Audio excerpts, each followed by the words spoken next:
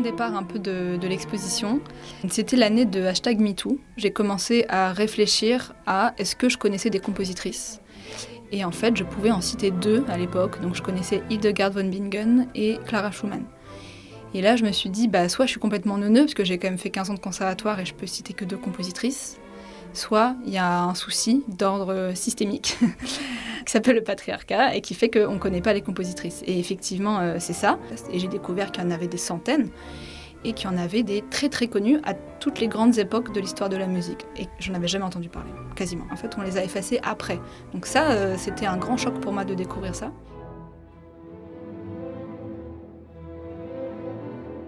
Hildegard, Francesca, Sophie, Alma, Louise, Hélène, Elisabeth Eiffel, Hildegard, Francesca, Sophie, Alma, Louise, Hélène, Elisabeth Eiffel.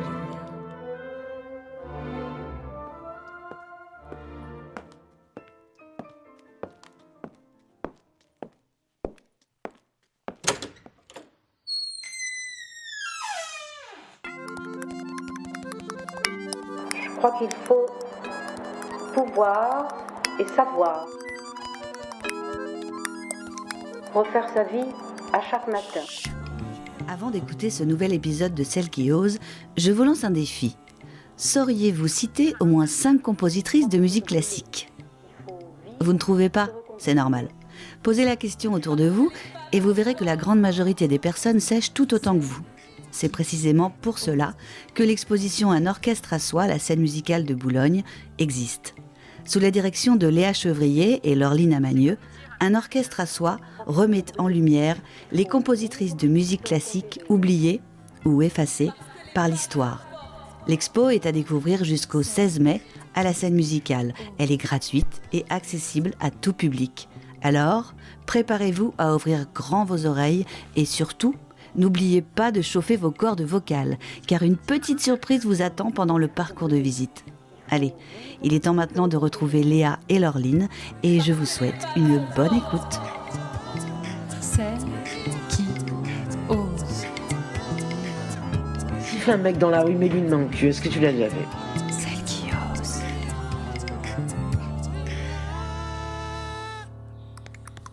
Je m'appelle Léa Chevrier, je suis créatrice sonore et ingénieure du son et j'adore manger. Je m'appelle Laureline Amagneux, je suis réalisatrice de documentaires audiovisuels et audio et je suis également écrivaine, publiée aux éditions Albin Michel. Alors j'ai rencontré Léa en travaillant sur un projet de podcast pour Audible. Je réalisais à l'époque toute une série avec la romancière Amélie Nothomb comme incarnante de la série. Et j'ai demandé à Léa de travailler sur toute la partie création sonore en son spatialisé, binaural, c'est l'une des grandes spécialistes. Et ça a été un véritable coup de cœur de travailler ensemble, à la fois une affinité dans nos personnalités, mais j'ai aussi tout de suite admiré son travail avec le son. Et elle m'a présenté ce projet qu'elle avait d'œuvres sonores autour des compositrices. Et j'ai tout de suite dit, mais c'est extraordinaire. Et comme je suis aussi productrice de projets documentaires, artistiques, je lui ai proposé qu'on puisse imaginer une exposition, un parcours sonore et documentaire ensemble. Quand on a commencé le travail de recherche avec Léa, on a cherché à choisir 8 compositrices ensemble, parce que donc, je réalise la série et Léa coécrit avec moi. Et il y en a en fait 800 qui sont répertoriés en Europe du Moyen-Âge jusqu'au XXe siècle. Bon, nous au départ on en connaissait 3 ou 5, pas plus. Et pour faire des choix, on a déterminé en fait 3 critères. Le premier c'était que les compositrices appartiennent à des époques différentes. Le deuxième c'était que chacune ait innové dans un genre musical. Et puis le troisième critère, c'était que chacune ait été invisibilisée pour des raisons différentes. Parce que le propos de la série documentaire, et j'y tenais absolument, c'était pas seulement de faire 8 portraits de ces femmes, de ces créatrices, mais c'était aussi d'expliquer les ressorts, les mécanismes qui font qu'on invisibilise les créatrices et qu'on invisibilise les femmes. Ma favorite, c'est Hélène de Montgeroult. C'est une grande compositrice du XVIIIe siècle qui a composé pendant et après la Révolution française. Et elle est complètement visionnaire. C'est elle qui a inventé la musique pré-romantique. C'est-à-dire qu'à l'époque où Chopin n'était même pas né, elle a créé le style des nocturnes, des fantaisies, que Chopin écrira 20 ans plus tard, alors que sa musique a été complètement oubliée après sa mort. En plus, elle a une vie extraordinaire, d'une très grande liberté, d'une très grande audace. Elle a été sauvée au tribunal où elle devait être condamnée à mort et décapitée par ses talents au piano, tellement elle a été admirée pour son improvisation sur la Marseillaise. Elle a eu 3 maris, un enfant hors mariage. Elle a été admirée par Madame de Staël, par toutes les grandes femmes savantes des Lumières. Donc c'est un parcours inspirant, magnifique, parce qu'elle n'a jamais douté de sa légitimité de compositrice, contrairement à d'autres compositrices pour qui ça a été beaucoup plus difficile. Et en même temps, voilà, elle a fait une œuvre de génie et elle a été totalement effacée après sa mort. C'est-à-dire que sans l'historien qui intervient dans la série documentaire que j'interviewe dans un superbe échange, elle aurait été complètement oubliée. Il a vraiment redécouvert ses partitions à la Bibliothèque nationale française. C'est lui qui les a fait enregistrer avec ses propres sous, qu'il a fait redécouvrir à notre époque et qui lui a consacré sa vie pour aussi recomposer tous les éléments de son existence.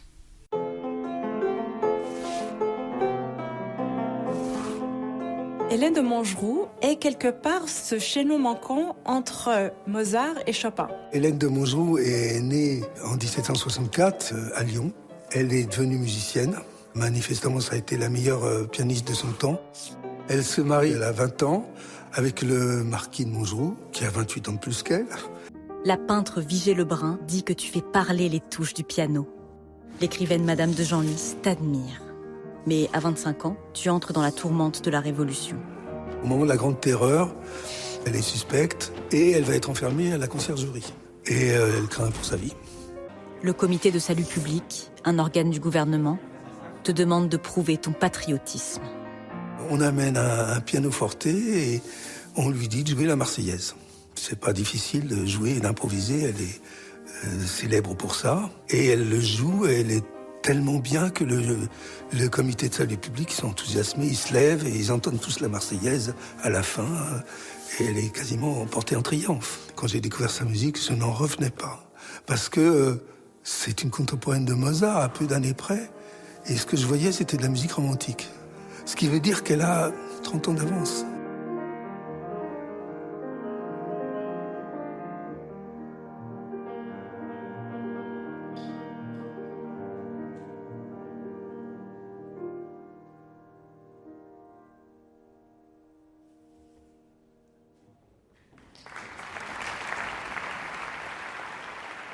Pour moi qui ai un parcours littéraire, ce qui m'a frappée en faisant ce travail sur la série documentaire de réalisation, c'est que les philosophes des Lumières ont vraiment écarté les femmes savantes, les créatrices et notamment les compositrices au nom d'une certaine théorie, comme quoi le genre masculin et le genre féminin auraient certaines caractéristiques essentialistes. Par exemple, les compositrices ne pouvaient que écrire de la musique douce, sentimentale, pas trop complexe, qui correspondrait à leur nature féminine, alors que les hommes, bien sûr, à eux est réservée la musique sérieuse, la musique complexe, l'abstraction, la raison. Donc, quand une compositrice comme Louise Farinck, par exemple, au XIXe siècle, écrit des magnifiques symphonies pour orchestre, et l'une des premières à le faire, on dit qu'elle a un caractère viril. Et ça, je pense que c'est quelque chose qui est toujours d'actualité. C'est-à-dire, je pense qu'on continue, que ce soit dans la création littéraire ou dans d'autres formes de création, à imaginer que parce qu'on est une femme, on va écrire, créer d'une certaine manière, et parce qu'on est un homme, voilà, on va le faire d'une autre façon, comme si il y avait des attributs comme ça en fonction du genre. Et ça contribue encore aujourd'hui à dévaloriser la création des femmes et à la rendre mineure par rapport à des œuvres qui seraient majeures et qui seraient forcément masculines. Et, désolée de vous déranger, mais si vous aimez Celle qui ose, la meilleure chose à faire pour qu'on puisse continuer notre travail est de nous soutenir avec une note sur votre plateforme, un commentaire ou un partage sur les réseaux sociaux. C'est vraiment très important pour nous. Allez, je vous dérange pas plus, mais je compte sur vous. Merci. C'était en général plus difficile pour les femmes de réussir à mener le métier de compositrice. Effectivement, c'était plus difficile socialement, déjà parce qu'en général, les personnes qui peuvent devenir compositeurs, compositrices, c'est des personnes de classe sociale assez élevée pour avoir du temps, accès à l'éducation, apprendre l'écriture musicale, etc. Et en général, en tout cas à partir du 19e siècle, c'était très mal vu pour les femmes aisées de travailler. Il y avait une double condition il fallait être riche, mais comme on est riche, on ne peut pas travailler. Donc du coup, devenir compositrice, très compliqué. Parce qu'il faut pouvoir remplir la condition d'avoir accès à l'éducation et de travailler. Donc en fait, ces deux conditions-là sont très difficiles pour les femmes à accéder. Donc soit elles ont plus de mal à accéder à l'éducation. Donc il faut savoir par exemple que les classes d'écriture au conservatoire ont été ouvertes aux femmes qu'en 1850. Avant, il y avait d'autres classes pour les femmes, le piano, la harpe, etc. Il y avait certains instruments qui étaient interdits, mais la dernière classe qui a été ouverte pour les femmes, c'est la composition. Donc déjà, elles n'avaient pas accès à apprendre la musique, sauf certaines qui venaient de familles de musiciens et qui ont pu avoir des cours privés. Mais sinon, dans l'enseignement public, on va dire, c'était pas possible pour elles avant 1850, ce qui est très très récent. Et ensuite, il y a effectivement un second phénomène qui est que même pour celles qui ont réussi à avoir accès à l'éducation, réussi à avoir un métier, si on est compositeur, compositrice, mais sans être professionnel, c'est-à-dire qu'en général, on ne va pas éditer des partitions, on ne va pas jouer sur scène, donc en fait la musique, elle ne va pas rester, elle ne va pas être imprimée, elle ne va pas être éditée, donc elle se perd. Donc si on joue seulement ses compositions dans un salon, entre amis, ça ne va pas plus loin que ça. Et ensuite, même pour celles qui ont réussi à faire publier leurs partitions, à jouer, à faire des tournées, il y en a eu plein, à chaque époque. Malheureusement, donc la musicologie qui s'est beaucoup développée au 19e siècle, qui est un des siècles les plus misogynes en fait, la plupart des musicologues étaient des hommes. Et malheureusement, en fait, on voit au travers les dictionnaires, de publication en publication, qu'il y a des compositrices qui disparaissent des dictionnaires, où la biographie qui est associée aux compositrices se modifie petit à petit. Donc le cas le plus évident, c'est le cas de Louise Farinck, donc, qui est dans un des premiers dictionnaires de la musique du 19e siècle, au tout début. Elle est citée comme compositrice de talent, grande pianiste, etc. Et ensuite, au fur et à mesure des parutions des éditions d'après, elle est citée plus que comme professeure au conservatoire, puis ensuite comme femme de tel musicien, et ensuite elle disparaît. Donc on a cette disparition très concrète, progressive, dans les dictionnaires de la musique des compositrices. Il y a aussi des cas de compositrices dont on connaît le nom grâce à leur mari ou leur frère. Donc, par exemple, on a Clara Schumann, qui était la femme de Robert Schumann, Alma Mahler, la femme de Gustav Mahler, ou Fanny Mendelssohn, qui était la sœur de Félix Mendelssohn. Donc, on connaît en fait leur frère ou leur mari. Donc, par exemple, pour Félix Mendelssohn et Fanny Mendelssohn, donc c'était des frères et sœurs. Au début, donc, ils avaient une éducation musicale assez similaire par leur père. Donc assez poussés, tous les deux des très bons musiciens. Et puis en devenant adultes, Félix Mendelssohn donc, a été poussé à se professionnaliser.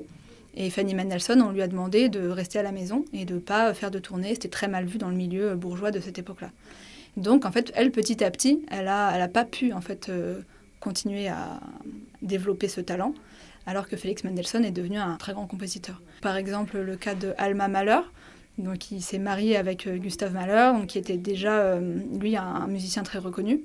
Et quand ils se sont mariés, donc en fait, au début, ils faisaient un peu de musique ensemble, et puis Gustav Mahler avait beaucoup de respect pour la musique de sa future femme.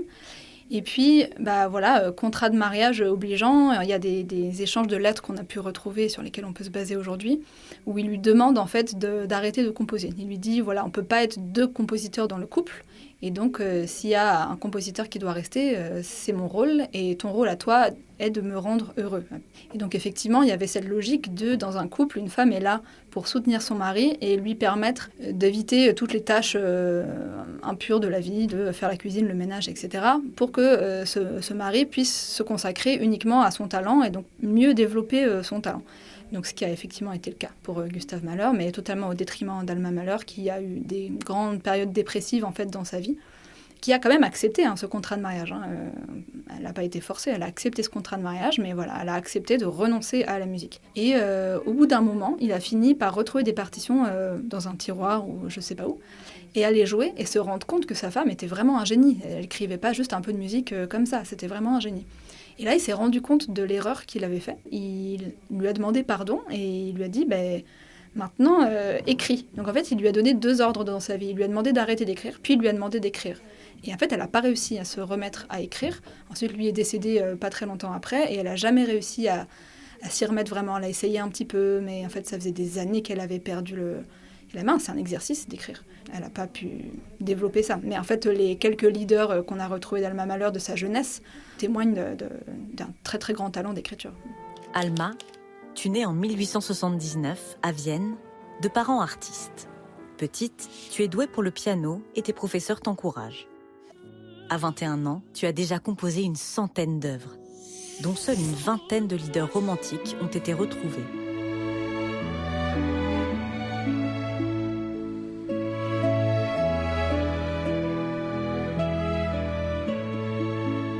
Mais la rencontre avec Gustav Mahler te coupe dans ta création. Elle est vraiment très jeune, elle a à peine 22 ans. Nous sommes en 1901 et Gustave a près de 20 ans de plus qu'elle. Il lui propose le mariage, mais à condition qu'elle arrête de composer. Et Alma renonce et accepte d'épouser Gustav Mahler, non sans noter dans son journal intime de l'époque qu'elle en gardera une épine plantée au cœur toute sa vie durant. Alma a de gros épisodes de dépression, elle est coupée de ses amis, elle est coupée de ce qu'elle aime. Donc voilà, donc c'est aussi beaucoup de sacrifices. 10 ans plus tard, ton couple est en crise et tu te tournes vers d'autres hommes. Ton mari consulte alors le père de la psychanalyse, Freud. Après, il a demandé à Alma de voir ses partitions. Et Gustav Mahler se met à pleurer et il lui demande pardon pour avoir arrêté ce grand talent. Et il lui demande aussi de reprendre la composition. Mais tu y parviens mal et tu t'interromps quand Gustav Mahler meurt en 1911. Et tes compositions ont été éclipsées par ta réputation de femme fatale. Kennt auch dich und hat dich lieb. Kennt auch dich und hat dich. L'installation sonore Un orchestre à soi, elle a un double dispositif de diffusion du son. Donc il y a 8 pupitres qui vibrent. Et il y a aussi des enceintes qui sont au sol. Et donc j'avais envie, en fait, pour symboliser le monde de la musique classique, d'un orchestre, ce pourquoi ça s'appelle Un orchestre à soi, en référence à l'œuvre de Virginia Woolf, Une chambre à soi, qui est un texte dans lequel elle explique que pour pouvoir écrire des livres, il faut avoir du temps et un espace. Et donc je me suis dit, ok, dans les pupitres, je vais diffuser que des voix, et dans les enceintes, là, pour le coup, je vais pouvoir diffuser ce que je veux. Et donc petit à petit, j'en suis venue à écrire cette histoire il y a des voix qui essayent de chanter de la musique écrite par des femmes depuis le XIIe siècle, et dans les enceintes autour, il y a comme une sorte de force qui vient les empêcher. Et donc ces sons-là, cette symbolique du patriarcat, entre guillemets, c'est des sons d'instruments distordus et des sons de papier déchiré, brûlé, froissé, comme si on avait effacé les partitions.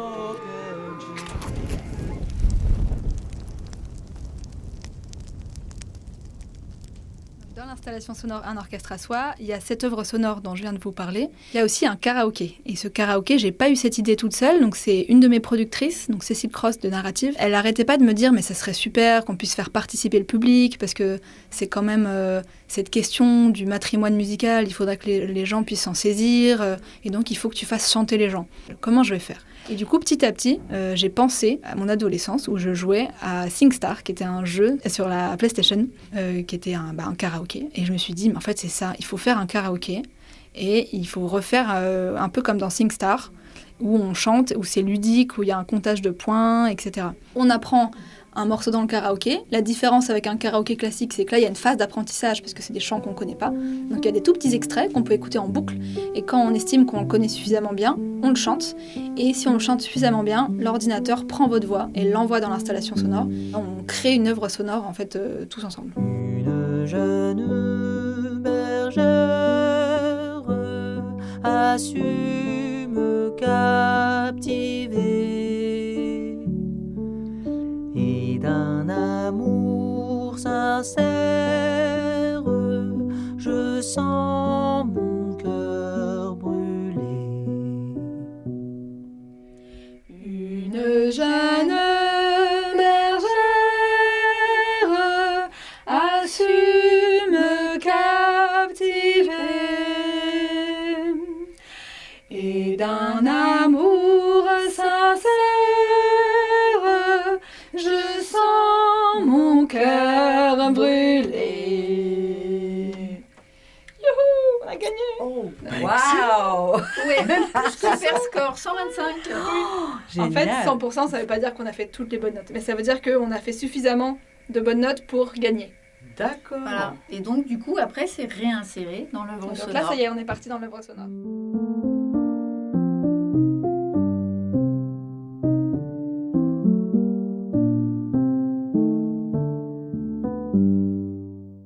De mon côté, je me suis occupée de réaliser la série documentaire. C'est une série de 8 épisodes de 5 minutes qui croisent à la fois la voix d'historiens, experts, musicologues et la voix d'artistes pour le côté sensible et l'interprétation musicale, et qui fait le portrait de ces compositrices, mais aussi en expliquant toujours les raisons pour lesquelles elles ont été à la fois des stars à leur époque, mais ensuite invisibilisées après leur mort, c'est-à-dire qu'on a complètement oublié leur œuvre qui a été le plus souvent volontairement effacée par la musicologie. Et c'est une série qui est coproduite avec France 3 Normandie et qui est diffusée sur la plateforme de France Télévisions, France.tv, mais aussi sur le YouTube de France 3 Normandie. C'est-à-dire qu'elle n'est pas seulement présentée au sein de l'exposition, on peut aussi la regarder librement sur Internet. Je pense qu'il faut venir voir cette exposition parce qu'en fait, on passe un moment extrêmement joyeux, extrêmement ludique en découvrant ces compositrices. On passe aussi par différentes émotions, parce que quand on écoute l'œuvre sonore de Léa, on peut ressentir de la frustration, la colère, de la révolte, et après le bonheur de la renaissance des voix, l'émerveillement, l'apaisement. Et puis il y a toute la série documentaire, là vraiment, elle nous enrichit en termes de connaissances.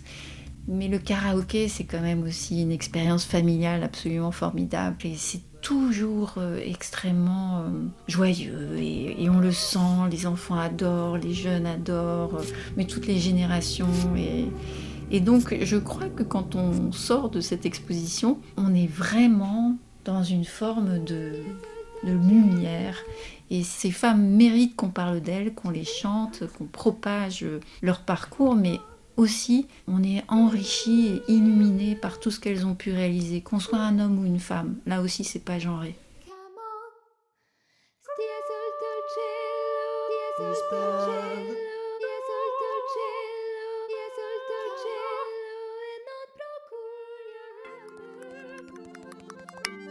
Je crois qu'il faut pouvoir et savoir